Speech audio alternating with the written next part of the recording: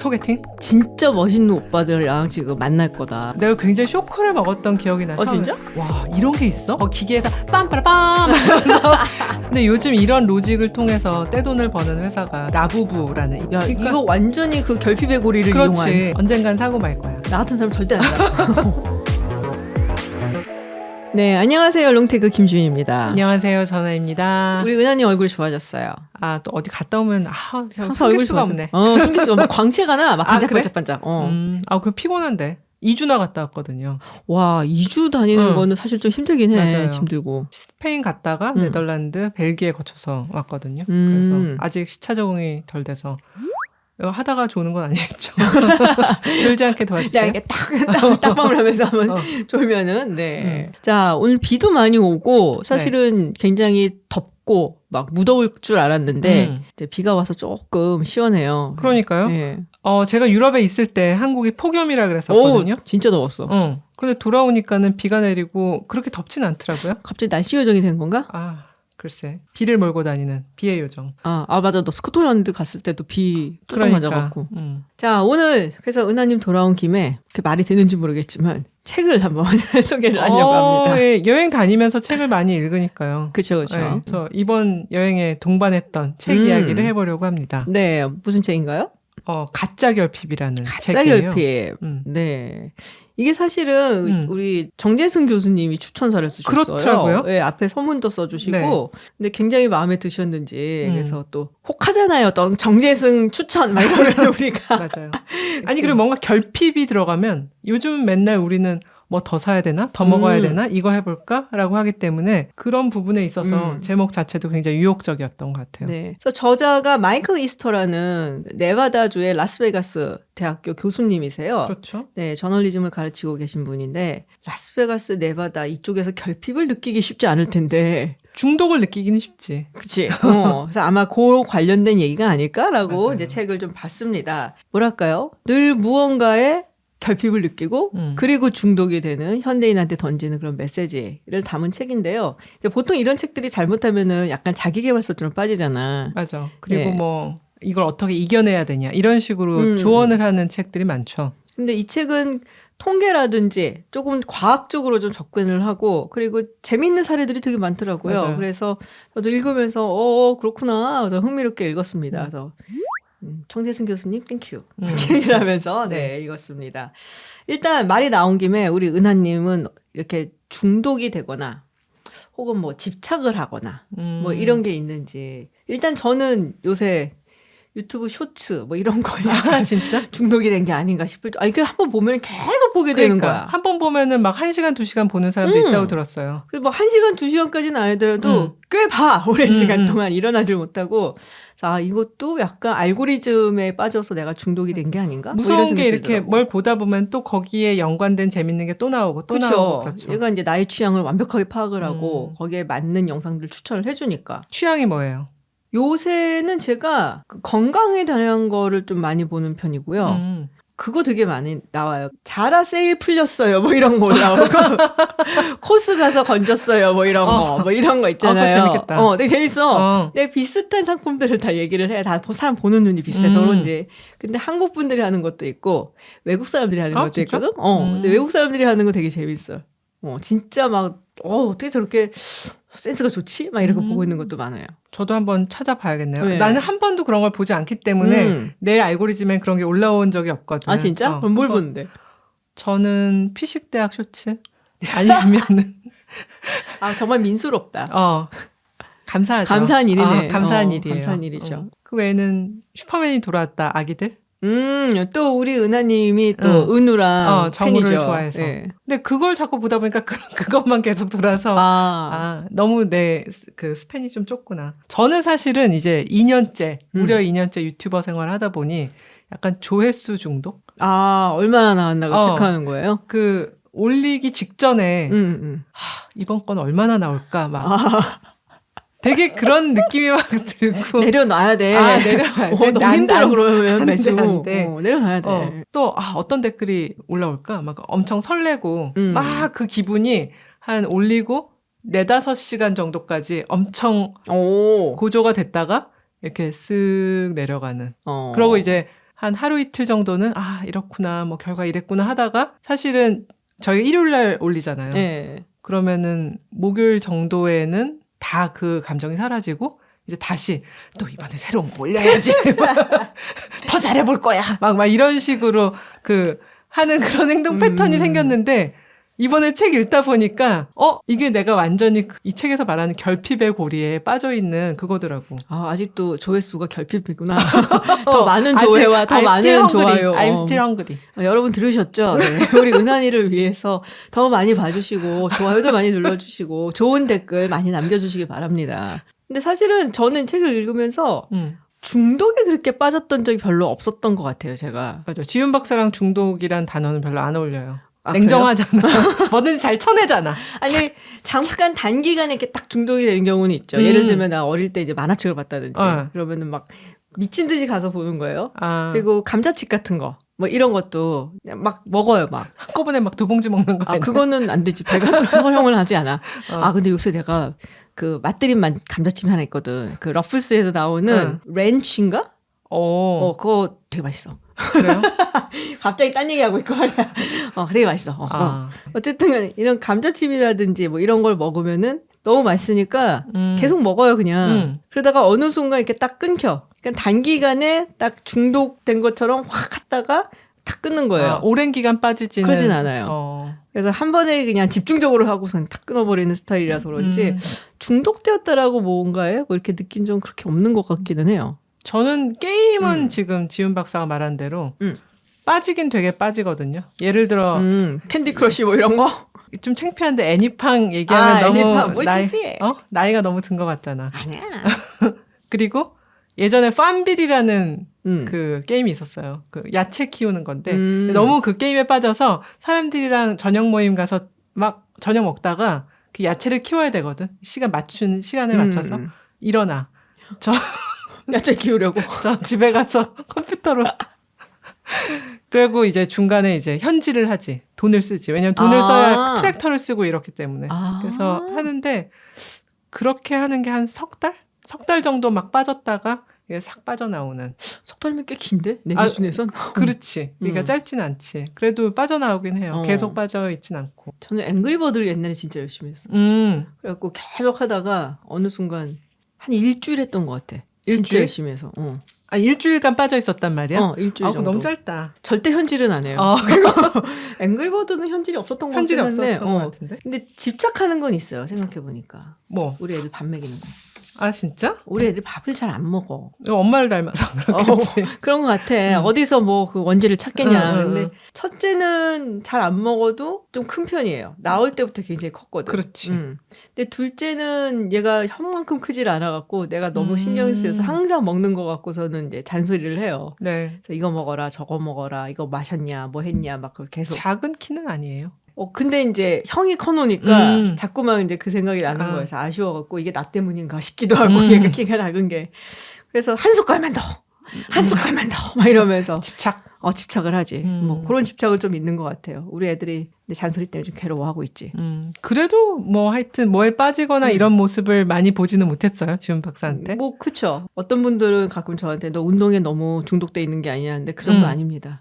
나가기 싫어서 얼마나 민기적거리는데 나도 민기적거리다가 뭔가 이렇게 이유를 찾아내서 안 나가고 비 오잖아 막 이런 거 뭐. 저는 아무래도 물론 뭐 유튜브 조회수 이런 것도 있지만 쇼핑 중독에 제일 가깝지 않나? 이 쇼핑이 연결되는 게 이제 여행 다니면서 뭘 사잖아요. 그럴 때 이 책을 읽으면서 여행에서 내가 쇼핑하는 패턴이 이 책에 나온 결핍의 고리라는 거랑 되게 맞는 것 같은 거예요. 진짜? 기회를 포착하고 거기에 대한 이제 보상에 대한 기대를 한 다음에 그 다음에 이제 그 행동을 반복하는 거가 이제 이 결핍의 고리를 이룬다 그러잖아. 일단 이제 여행 가면은 이렇게 다니다가 저거야 나는 기회에 포착.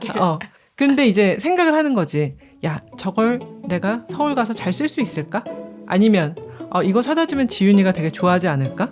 뭐 그런 것들. 그리고 이제 그 과거의 경험들 있잖아. 내가 저번에 이거 샀더니 정말 잘 썼어. 뭐라든지 지윤이가 정말 좋아할 거야.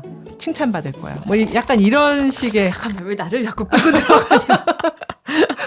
보상에 이제 기대가 있고 그 다음에는 사실은 모든 쇼핑은 약간의 실망을 동반하잖아. 아, 이거 아니야. 아, 혹은 뭐 굉장히 엄청 잘 써. 내가 몇 년째 잘 써. 이런 것도 있고. 이제 그런 실망해도 사고 또 사고, 좋아도 또 사고, 결국 또 사네. 실망하면은 그걸 갖다가 커버하려고 또 사고, 좋으면 좋아서 또 사고, 이게 계속 반복하는 그런 걸로 해서 아, 여행에서 자꾸 이거저것 덮어놓고 사다 보니 왜 돌아올 때 막 가방이 무거워갖고 막 낑낑대는 이제 그러면서 후회를 하게 되는데 그런 이제 행동의 반복이 이제 아, 보니까 내가 이 결핍의 고리에 빠져 있구나. 왜냐하면 세상에 열쇠고리도 집에 한 10개 정도 있는데 또 산다든지. 그리고 사실 선물도 그렇잖아. 선물이라는 거를 해서 정말 그 의미 있게 간직되는 선물도 이제 보니 그렇게 많지는 않잖아. 아, 이젠 좀 그러지 말아야겠다. 이런 생각을 했을 때 이 책을 읽게 되었지. 그래서 안 사갖고 왔어?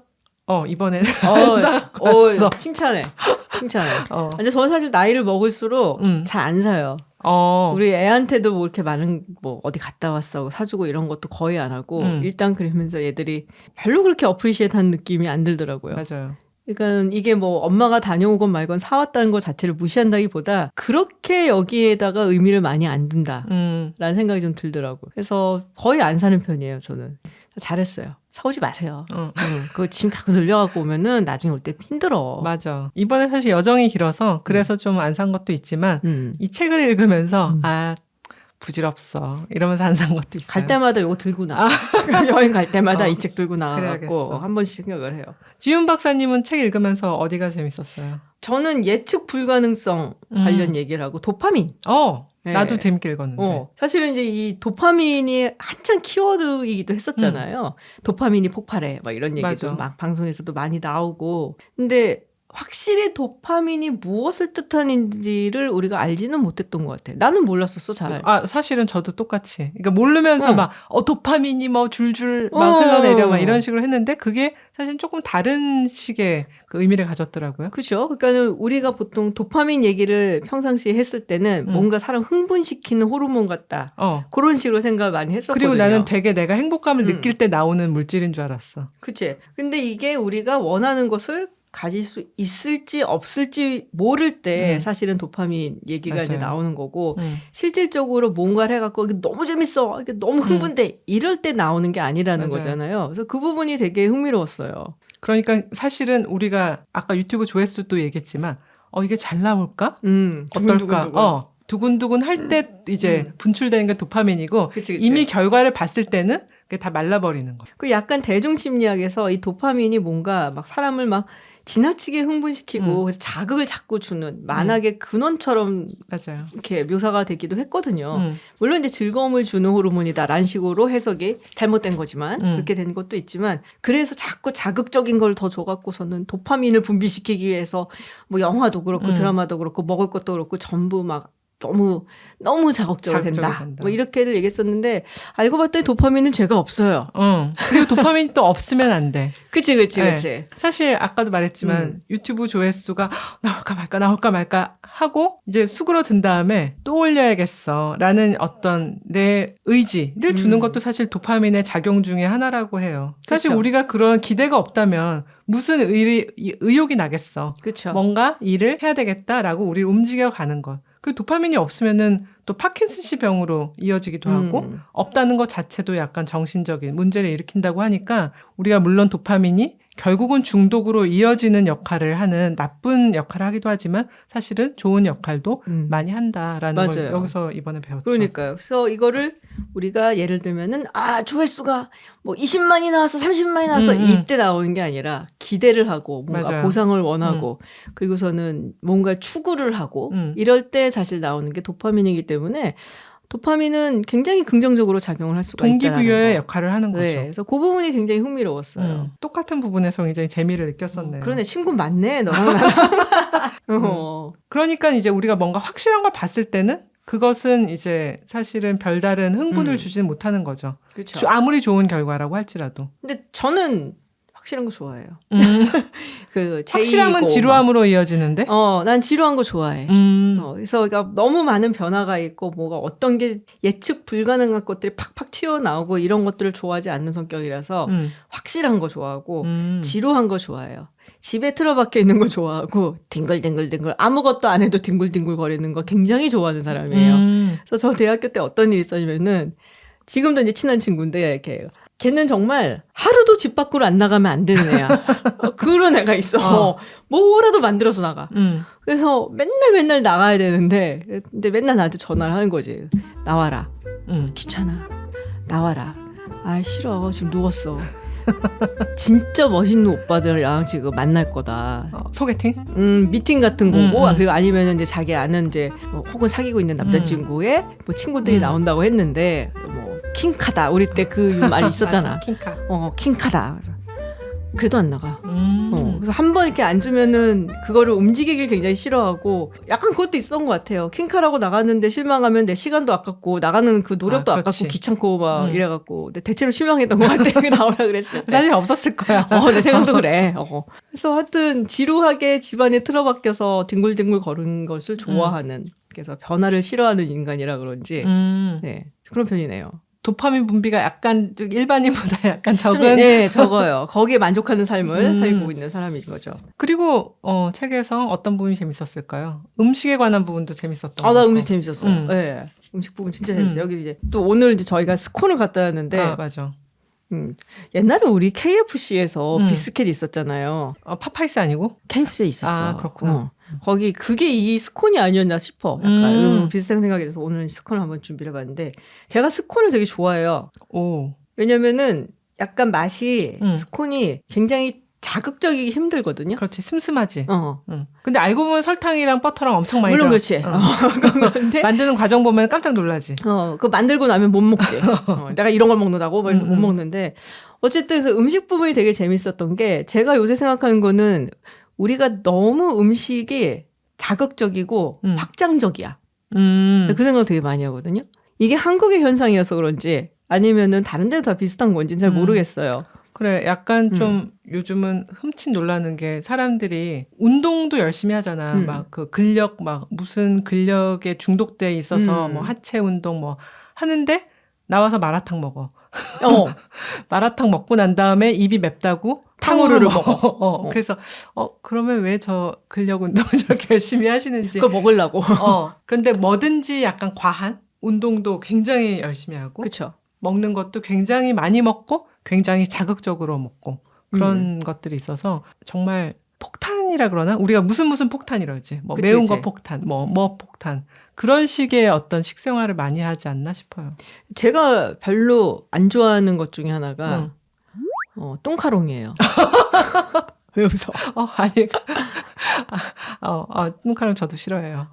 저는 일단 마카롱 자체를 그렇게 좋아하지는 않아요. 이게 너무 설탕 맛이 많이 난다는 느낌 때문에. 그렇죠. 그래서 마카롱 자체도 그렇게 좋아하지는 않는데 거기다가 이제 뚱카롱이라고 해서 거기다가 막 이것저것 많이 넣잖아요. 마카롱의 본연의 맛에 좀 더 치중을 했으면 좋겠는데 그 안에 들어가 있는 속의 맛에 치중을 한다는 느낌이 들어서 별로고 너무 과하다.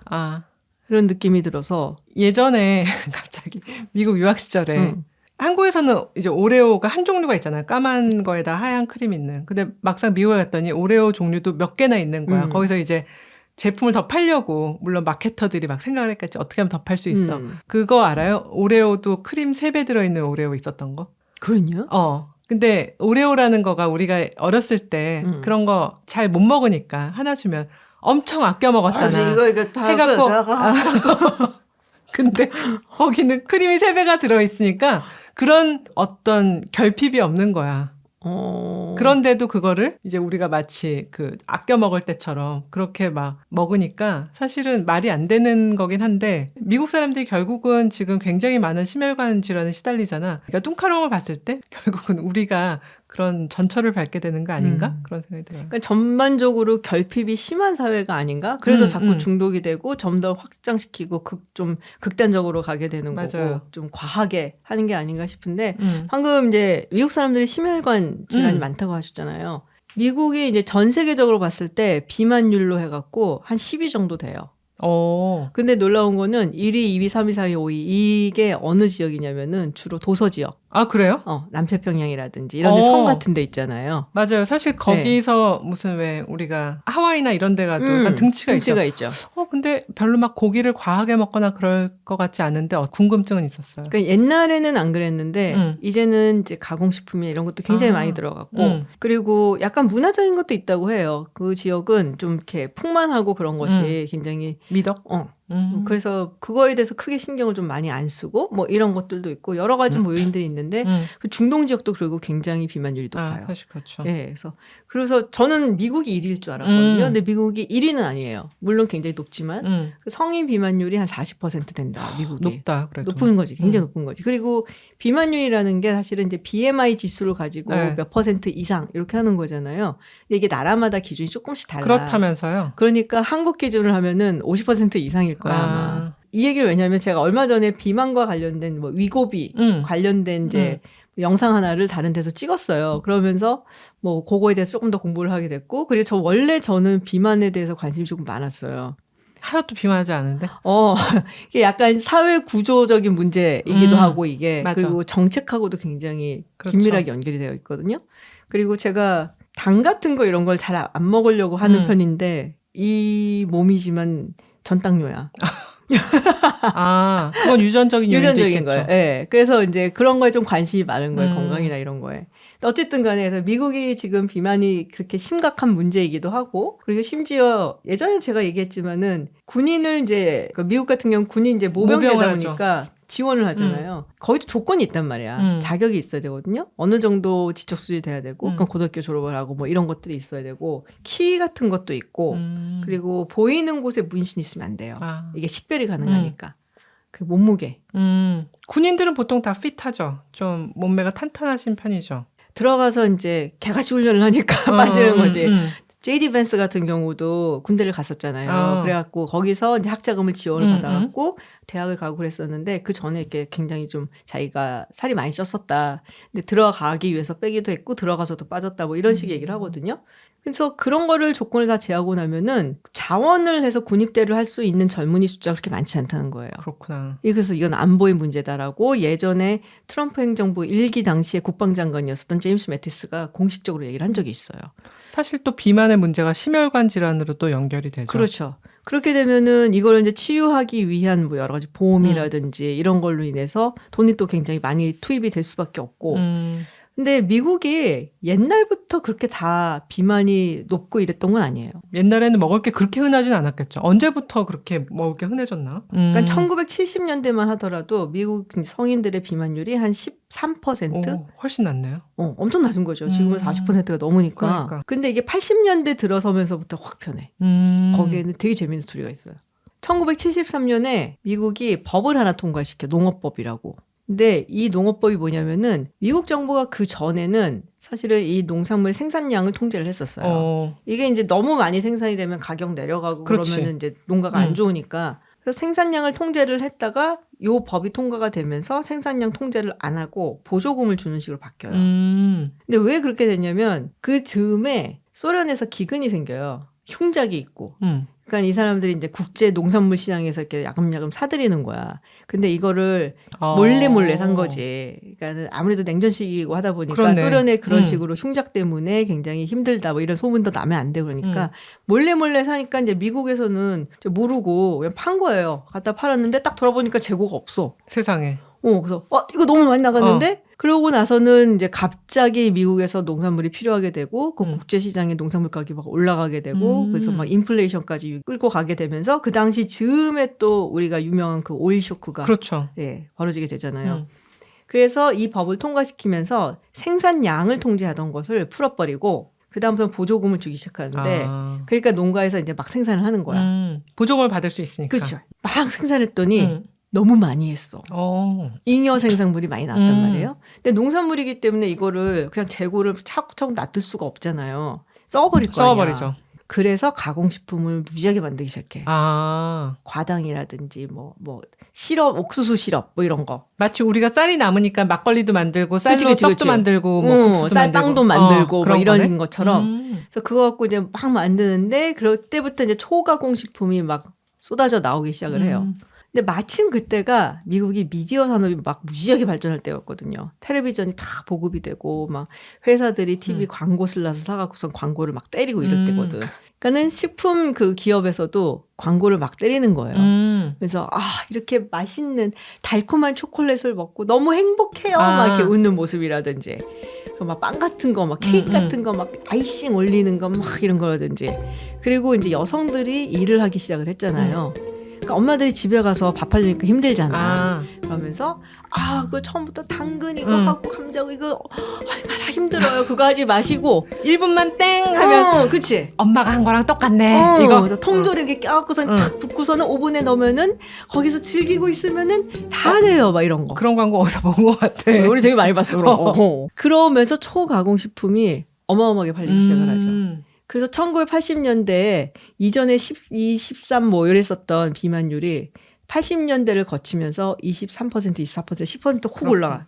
정말 여러 책에서 다 초가공식품의 위험성에 대해서는 계속 지적을 하는 것 같아. 그래서 결국에는 우리가 건강하게 먹지 않고 있다라는 거. 근데 사실은 여기서 굉장히 재밌는 실험을 했던 게 그냥 이제 식품과 초가공식품을 이제 주잖아요, 사람들한테. 그래서 비교를 하잖아요. 사실 뭐 영양소라든지 이런 건 거의 비슷한데. 근데 여기서 봤더니 초가공식품 그 자체도 자체지만은 이걸 먹은 사람들은 뭘 먹을 때 푸드파이터처럼 먹더라. 일단 먹는 속도가 굉장히 빨라지고. 그죠. 그럼 막 씹을 계속 게 탐하고 좀, 막. 없다든지. 그래서 결국에는 우리가 이거를 자제를 못하고서 너무 많이 먹는 건데 그 자제를 못하고 너무 많이 먹는 것을 초가공식품이 어떻게 보면은 조금 조장하는 면이 원인 있다. 제공을 하는 거죠. 네. 그런 얘기가 있어서 되게 흥미로웠어요. 그런 부분들이. 맞아요. 뭐 우리가 사실은 완전히 무슨 원시 시대 그런 원시 부족의 음식으로 돌아갈 수는 없겠지만 여기서 소개를 하잖아요. 그 음식에 그렇지. 대해서. 네, 그 부족의 심화의 음식. 부족의 음식, 식생활에 대해서 소개는 하는데 그거를 다 어떻게 따라가겠어. 요즘 같은 바쁜 시대에. 하지만은 조금은 그런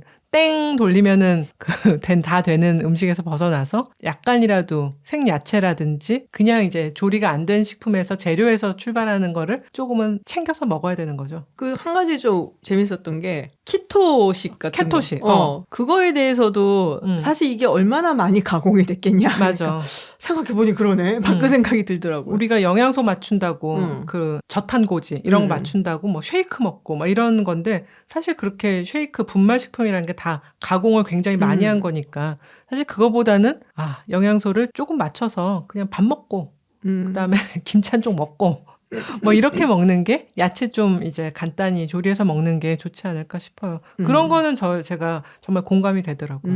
근데 내가 이 책을 읽으면서 옛날 생각이 하나 떠올랐어. 뭐? 그 우리 옛날에 TGIF라고 기억나? 기억나지. TGI 프라이데이즈. 우리 정장 입고 갔어, 거기. 맞아. 우리 대학교 졸업하던 무렵에 들어온 식당인데 맞아요. 그때 그 음식을 먹고 내가 굉장히 쇼크를 먹었던 기억이 나. 진짜? 너무 맛있어서 놀랬지만. 너무 맛있었어. 근데 그게 굉장히 기름지잖아. 감자를 기름에 정말 푹 절여갖고 그 위에 사워크림을 막 사워크림, 베이컨 얹어서 베이컨 얹고 거기다가 꼭 우리가 디저트 먹었는데 아이스크림에 막 그 퍼지라 그러나? 맞아요. 그 캐러멜 녹인 거 같은 거에 거기다가 초코 시럽 얹고 생크림 얹고 막 정말 어떻게 먹었을까? 그러니까 그거를 그런데 그때까지는 우리가 그런 음식을 잘 못 접해봤는데 와 이런 게 있어? 근데 엄청난 칼로리인데 그게 정말 정장 입고 가서 엄청 많이 먹었잖아. 그치. 그때 우리의 어떤 식생활이 어떤 변환점을 맞았던 것 같아. 그런 미국식의 음식에 우리가 굉장히 더 많이 노출이 된 그런 계기였다고 생각이 되고 그때부터 우리 입맛이 조금 변하지 않았을까? 훨씬 더 자극적인 달고 짜고 이런 기름진 걸 먹는 계기였다고 생각이 되고 그다음에 또 하나 내가 식생활에 대해서 변화를 느꼈던 게 이제 유학을 다녀와서 삼성에 들어갔잖아. 근데 그때 처음에는 이렇게 우리가 회식을 가서 음식을 먹어도 고기를 구워서 정말 많이 못 먹었거든. 와, 오늘 회식 날이다. 그러면, 나 김 대리님보다 내가 고기 더 많이 먹고 싶어. 막 이런 느낌으로 시작했는데 조금 지나고 나서 무한대 먹는. 푸드파이터야, 거기서. 아니, 그러니까 정말 무한 고기 리필. 무한 광어회 리필. 뭐 약간 이런 식의 음식 문화가 굉장히 흔해졌어. 맞아. 그 전까지는 우리는 음식은 늘 양이 정해져 있는 음. 거였거든. 아, 우리가 언제 이렇게 무한대로 먹게 됐을까? 우리가 정말 음식을 대하는 태도가 굉장히 달라졌는데 이 책에서 왜 그러잖아. 사실은 너무 모든 게 흔해졌는데 사람들은 계속 뭔가 모자라다고 생각하는 원시시대 마인드와 그러니까. 이 음식의 흔해짐이 결합되면서 결국은 우리가 비만이 생기고 각종 문제에 시달린다. 그 이 책에 유발 하라리를 인용을 해놨더라. 사람들은 먹는다고 돈 쓰고 또 비만 치료한다고 맞아, 돈 맞아. 쓰고 그래서 GDP가 올라간다고. 그래서 결핍에 대한 이야기를 하지만 사실은 그 결핍이라는 것이 이제 심리적으로 어떻게 작용을 하는가. 맞아. 그래서 오히려 더 중독을 만들어내고 그걸로 인해서 뭐 지금 저희가 음식 이야기를 많이 했지만 현대사회 비만 이야기를 한 거죠. 근데 우리가 비만 이야기를 한다면은 정말 뭐 선진국이라든지 잘 사는 나라만 생각하지만 사실은 전 세계적으로 올라갔단 말이에요. 아니 며칠 전에 뉴스 봤더니 우리나라 초등생 비만율이 8년 만에 2배가 돼서 초등학교 4학년의 18%가 고혈압이래. 어떡하면 좋아. 그런데 아까도 말했지만 어린애들이 이제 학원에도 많이 다니잖아요. 학원 중간중간에 애들 나와서 편의점에서 뭘 먹는단 말이야. 그 무슨 핫바 같은 거, 막 그것도 매운맛 먹고 또 그런 거 먹고 나면 입안 얼얼하다고 아이스크림 먹거나 탕후루 그치. 먹고 그게 정말 사람들을 굉장히 그런 비만의 늪으로 빠져들게 하는 것 같은데 정말 고리를 끊는 게 쉽지 않을 것 같아요. 사실 이 책이 시작이 카지노부터 시작을 하잖아요. 맞아요. 그래서 카지노에서 옛날 우리가 가봤냐 너? 아, 카지노 당연히 가봤지. 왜냐하면은 라스베가스에 그 매년 쇼를 하잖아, CES. 그러니까 호텔 1층이 대부분의 그 슬롯 머신을 깔아놨죠. 네. 그래서 좀 따셨어요? 그게 딸 수가 없어요. 기분만 좋지. 탕진잼. 근데 그분이 되게 흥미롭긴 했어요. 시작을 아무래도 이제 라스베가스에 계시는 분이니까 카지노부터 시작을 했는데 이게 옛날에는 이게 당기는 거였잖아요. 정말 맞아. 이렇게 당겨서 차라라랑 막 소리 나고 막 이런 거였는데 이제는 전자식으로 바뀌었고 전자식으로 바뀌면서 사람들로 하여금 이 결핍의 고리를 이용을 해서 돈을 더 쓰게 만들고 여기에 더 빠져들게 만들었다는 거 아니에요. 그러려면은 약간의 보상을 좀 더 줘야 되는 거고. 중간에는 꼭 얼마 따. 그러니까 그치, 10불 넣어서 30불이 나올 때가 꼭 있어. 그러면 또 이제 막 기계에서 빰빠라빰 하면서 그 돈이 이제 실제적으로 내려오지 않기 때문에 돈이 떨어지는 소리를 또 사운드를 믹싱을 해놨어. 그러면 이제 나도 써야지. 이제 나 10불 넣는데 30불 나왔어. 그러면 지금 30불 넣으면 한 100불 나올 것 같잖아. 그렇지. 사람이. 그런 식의 약간의 보상을 주면서 이것을 계속해서 반복하게끔 만든다는 거잖아요. 이제는 계속해서 쓰게끔 만들어서 그렇지. 슬롯머신이 정말 많은 수익을 얻고 있다. 그리고 단위당 기계에서 이제 돈을 따는 게 아니라 기계가 이제 전자적으로 연결이 돼서 네가 딸 수 있는 돈의 풀이 엄청 크다를 계속 보여주고 잭팟일 때 이제 얼마다 하고 이제 사운드를 그냥 정말로 동전이 떨어지는 게 아니라 그걸 사운드적으로 굉장히 더 인위적 전자 사운드로 자극적으로 만들어 놓으니까 와 뭔가 될 것 같아 아니야 그럼 50불이 다 떨어졌는데 10불만 더 하자. 방에 가서 10불만 갔다가 하자. 뭐 이런 식의 그런 행동을 계속 부추기는 거죠. 네, 그런데 이게 시작은 이제 뭐 카지노에서 시작했죠. 나중에 테크 기업까지 얘기가 나오잖아요. 맞아요. 그래서 카지노에서 시작해서 테크 기업에 이르기까지 이런 결핍의 고리를 얼마나 잘 이용을 하고 있는가. 마케팅적으로도 그렇고. 그래서 기업의 이익을 얼마나 맞아요. 많이 걷어들이고 있는가. 그런 이야기들을 하고 있더라고요. 사실 SNS도 그런 의미에서 계속 사람들한테 올리고 그렇죠. 그다음에 좋아요를 받고 보상을 받고 이런 걸로 사람들을 이제 유혹을 하는데 또 쇼핑 업체들 지훈 박사 싫어하는 테무 아니 뭐 내가 뭐 또 싫어하기까지 산 적은 한 번도 없는데 뭐. 테무에 들어가면은 정말로 그 화면이 굉장히 화려하고 막 중간에 룰렛을 막 돌려. 아 진짜? 그럼 이제 상품권을 한 3만 원 줘. 아 정말? 근데 3만 원어치 담으면 10,000원 더 담으면은 또 뭐가 있다고 또 담고 막 이래갖고 결국은 상품권 그 룰렛으로 받은 것보다 더 쓰게 돼서 나오는 뭐 이런 것도 있고 사실 여러 가지 장치를 통해서 사람들을 유혹하고 오늘 방문하고 내일 또 방문하면 너한테 뭘 줄게. 라고 해서 또 반복하게 되고. 그거 하니까는 뭐 얼마를 더 담으면은 뭐가 무료 배송이 돼요. 얼마를 더 담으면은 뭐를 줘요. 뭐 이런 거. 나 절대 안 하거든. 아 그래? 나는 하고 안 하고 반반 정도 같아. 뭐 굉장히 내가 이제 필요한 걸 담았는데 약간만 더 담으면은 뭐가 된다라고 하면은 뭐 뭔가 이걸 사고 이걸 사면 엄청 혜택을 보는 느낌이 드는 거야. 난 또 사지. 사냐 안 사냐고 할 땐 산다 뭐 이런 거 있잖아. 그치. 그러니까는 이제 이거를 사고 그다음에 요것도 사면 더 담으면은 뭐 할인을 해준다든지. 맞아. 좀 더 이해하기 어려운 이제 로직을 도입하기 때문에 사람으로서는 그걸 다 일일이 분해해서 계산을 해보기가 좀 어려운 거야. 그런데 이제 아까도 도파민 얘기했지만 괜찮을까? 괜찮지 않을까? 그럼 막 도파민이 막 이렇게 나오면서 에이 뭐 집는 거야. 사자 뭐 약간 이렇게 되는 거지. 근데 요즘 이런 로직을 통해서 떼돈을 버는 회사가 중국의 그 라부부라는 인형을 만드는 팜마트라는 회사인데 거기는 이제 라부부 요즘 인기 있는 인형 몰라요. 들었어? 사이즈가 굉장히 다양해서 어떤 인형은 백에 달고 다니기도 하는데 요즘 웬만한 잘 나가는 연예인들은 또 그 백에다가 그 인형들을 다 달고 다니는 거예요. 그래요? 요즘 백구가 유행이잖아. 백 꾸미기. 그래서 근데 라부부라는 인형이 약간 이제 토끼 비슷하게 생긴 인형인데 엄청나게 인기가 있는데 이 인형은 랜덤 박스 방식으로 파는 거야. 그러니까 포장을 보면은 어떤 색깔의 인형이 들어있는지 몰라. 언박싱을 해야만 알아. 그러니까, 이거 딱 그건데? 그런데 열어보면 어떤 거는 굉장히 레어템이 들어있는 거야. 그러면은 그걸 다시 이베이 같은 데 팔면 만약에 엄청나게 자기가 돈을 더 벌 수도 있는 거지. 희귀템이니까. 야, 그러니까, 이거 완전히 그 결핍의 고리를 그렇지. 이용한. 그런 거를 정말 영리하게 이용해서 이 회사가 정말 뭐 주가도 엄청나게 오르고 그 인형 때문에 사람들이 또 난리가 난 거야. 물론 나도 사보려고 했지만은 다 솔드아웃이 나고 아직은 사지 못했지만 언젠간 사고 말 거야. 나 같은 사람 절대 안 사. 근데 약간 귀엽게 생기기도 했지만 결국은 사실은 인형이 귀엽냐 인형이 뭐 품질이 좋냐 이거랑 상관없이 그치. 그 박스를 열 때의 그 기분 때문에 사람들이 정말 어마어마하게 그러니까 사람들이 왜 옛날에 그거 기억나? 이렇게 왜 스티커 빵에서 스티커 나오는 거 띠부실 그거 그 종류별로 모으려고 빵 막 10개 먹고 이러잖아. 진짜 그랬니? 크림빵 10개 먹고 막 울면서 먹잖아 막 스티커 모으려. 근데 스티커 자꾸 먹는데 한 3개째 똑같은 스티커 나고 이러면 막 좌절하고. 그러니까 라부부도 약간 그런 거지. 그런데 정말로 그런 최근에 그런 결핍의 고리를 가장 잘 이용한 사례가 아닐까 싶어. 그러네요. 전혀 몰랐어요. 절대 안 사. 되게 기분이 나빠. 다시금 다시는 사지 않겠다는. 다시는 아니지. 이제 절대로 사지 않겠다는. 왜냐면 그 얘기를 듣는 순간 기분이 굉장히 나빠요. 그러니까 약간 기만당하는 느낌이라고나 해야 되나? 그래. 지윤 박사는 이렇게 막 결핍의 고리를 가위로 막 잘라버려. 자르고 있는 그런. 나 그럼 잘 댐비지 이어붙여서. 막 이러면서 자르는. 잘 이어붙여서 결핍의 고리를. 네. 항시 걸려들 준비가 돼 있잖아. 그치. 잡아 잡수세요. 이런 분위기로. 저 여기 있어요. 잡아 잡수세요.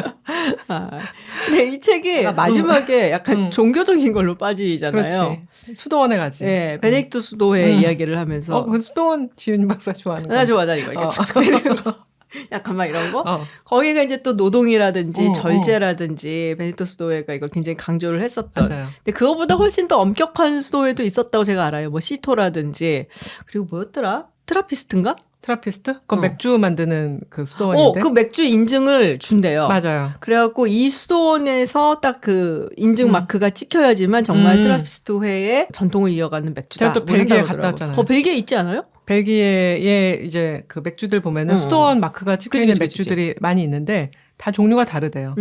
정말 그 인증을 받고 수도원 내에서 만드는 트라피스트 맥주가 있고 에비 에일이라고 에비가 이제 수도원인데 그거는 수도원에서 인증만 해주고 만드는 건 그냥 일반 회사에서 그러니까 큰 회사에서 만들어서 유통시키고 제가 좋아하는 레프 블롱이라는 거는 그런 거고 또 거기 주의가 써 있어요. 수도원 마크는 있지만 수도원과 아무 상관없습니다. 그런 맥주들. 그거 사기 아니야, 그거는? 그 뭐, 수도원 그래픽으로 그려서 마크 쓰는 데야 뭐 아무런 그게 없는 거지. 그렇구나. 그래서 마지막 부분은 그래서 어쨌든 간에 우리 마음 다스리기에 달렸다. 뭐 약간 맞아요. 이런 게 아닌가 해서, 갑자기 이렇게, 잘해. 약간 이런 생각이 좀 들어갖고. 그리고 내가 이 책에 대해서 마음에 들었던 거는 사실은 결핍의 고리라는 게 나쁠 수도 있지만 우리 삶을 살아가고 좀 재미를 주고 또 동기를 부여하는데 약간의 그런 것들은 필요하기도 하다를 그냥 인정을 해주는 부분도 있잖아. 그래서 또 제 마음에 위안을 주면서 재밌게 읽었습니다. 그런 그런 것 같아요. 결국에는 우리가 마지막 목표가 행복이라고 얘기를 하잖아요. 사람은 이제 행복을 향해서 가는 그런 존재인 건데 사실 이제 생각을 해보면은 100년 전 혹은 200년 전에 우리는 삶의 순간순간이 늘 위기였단 말이에요. 맞아요. 어떻게 죽을지 모르는 자연사를 하는 것이 굉장히 흔치 않았었던 시대였었지만 지금은 사실은 그렇진 않죠. 삶의 순간순간이 위기도 않고 그래서 지금의 순간을 굉장히 어떻게 보면 어프리시에이트 하면서 맞아요. 살아가는 그 과정 자체가 사실 행복이고 그걸 즐겨야 된다라는 어떤 교훈을 남겨주는 것 같아요. 그래서 이거를 이뤄야지 난 행복할 수 있어. 근데 그것이 결국에는 우리가 결핍의 고리에 빠지게 하는 가장 큰 원인이기도 하고 그보다는 지금 우리 주변에 있는 일상을 보면서 약간 행복을 찾아가는 그 과정을 음미하라. 뭐 이런 이제 메시지를 던진다라고 보여지죠. 계속 읽으면서 중간중간 내 자신을 돌아보는 계기가 되면 좋을 것 같아요. 근데 제가 이거 읽으면서 이 저자하고 공감이 되는 부분이 있었어요. 그 완벽주의라고 하잖아요. 본인을 두고서는 그런 완벽주의 때문에 자기가 그걸로 인해서 결핍의 고리에 빠진다. 그것도 말되죠. 네, 사실 저도 약간의 이제 완벽주의 성향이 있는 편이고 그리고 정확히 얘기를 하자면은 실패하면 안 된다. 잘못하면 안 된다. 뭘 하면은 잘해야 된다. 이 강박이 굉장히 심하거든요. 그래서 그것 때문에 일을 해도 약간 좀 중독적으로 할 때가 좀 있고 그래서 그거를 나는 좀 고쳐야 되지 않을까라는 생각을 했어요. 하지만 그게 중요한 동기부여가 되기도 하겠죠. 그렇죠. 그래서 밸런스를 맞춰야 된다. 결국에는. 맞아요. 네, 그게 중요한 내용이 되겠죠. 결론은 우리 인생에서는 모든 게 밸런스가 중요하다. 네, 오늘 이렇게 해서 저희가 가짜 결핍이란 책을 소개를 해드리면서 여러 가지 이야기를 나눠봤습니다. 뭐 여러분의 삶에는 어떤 것이 결핍이 되어 있다라고 느껴서 거기에 빠지는 혹은 중독이 되는 그런 경우들이 있는지 또 궁금하기도 하고 서로가 그런 얘기를 나누다 보면은 좀 위로도 되고 서로 맞아요. 공감도 하고 그럴 수 있지 않을까 싶어요. 맞아요. 어쩌면 그게 그렇게 얘기하는 게 치유의 과정이 될 수도 있겠죠. 자, 그럼 오늘 롱테이크 여기서 마치고요. 저희는 다음 주에 또 흥미롭고 재밌는 이야기로 돌아오겠습니다. 롱테이크 김지윤이었습니다. 전화였습니다. 고맙습니다. 감사합니다.